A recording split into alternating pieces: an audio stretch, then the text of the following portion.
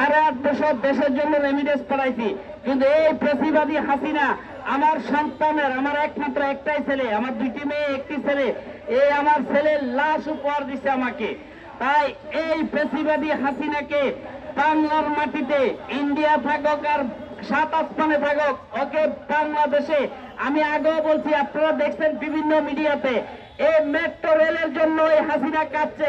এই metro rail হাসিনার বাপের টাকা দিয়ে করে নাই, আমাদের জনগণের টাকা দিয়া, আমাদের প্রবাসীর টাকা দিয়ে এই মেট্রো রেল করা হয়েছে। আপনারা জানেন কিভাবে মেট্রো রেলের নামে, পদ্মা সেতুর নামে কিভাবে লুটপাট করছে এই হাসিনা বাহিনী। তাই আমি একজন প্রবাসী রেমিডেন্স যোদ্ধা হিসেবে, যারা আজকে এই শহীদদের নির্মম নাটকীয় হত্যাকাণ্ড ঘটাইছে, তাদেরকে খুঁজে খুঁজে বের করে আইনের আওতায় আনতে হবে।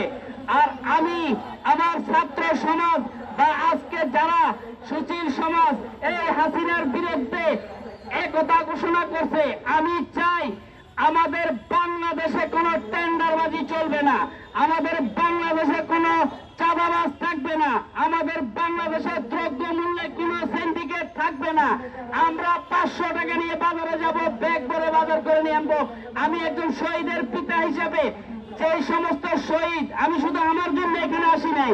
আজকে দেখেন, এমনও মা তার সন্তানের লাশকে এখনো খুঁজে পায় নাই, এমনও বাবা তার সন্তানের লাশ খুঁজে পায় নাই। আপনারা জানেন এই হাসিনা যাত্রাবাড়ি লাস্ট দিন 5 তারিখ আমি যাত্রাবাড়ি থানার সামনে ছিলাম।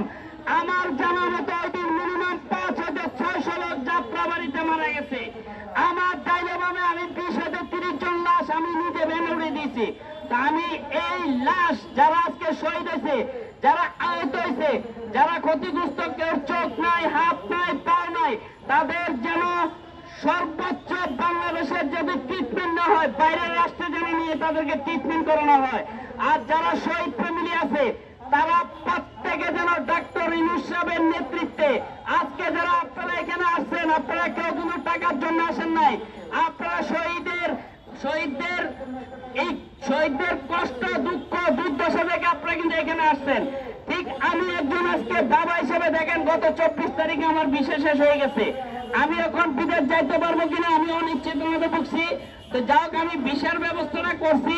আমার যাওয়ার জন্য এখন টিকিটের টাকা লাগে, আমার ফ্যামিলি একটু সাফার হচ্ছে। যদি আমি বাংলাদেশের একজন রেমিডেন্স যোদ্ধা হিসাবে, শহীদের বাবা হিসাবে, আমি চাই এই বাংলাদেশের যে নাটকীয় হত্যাকাণ্ড করছে এটার একটা সুস্থ তদন্ত হোক।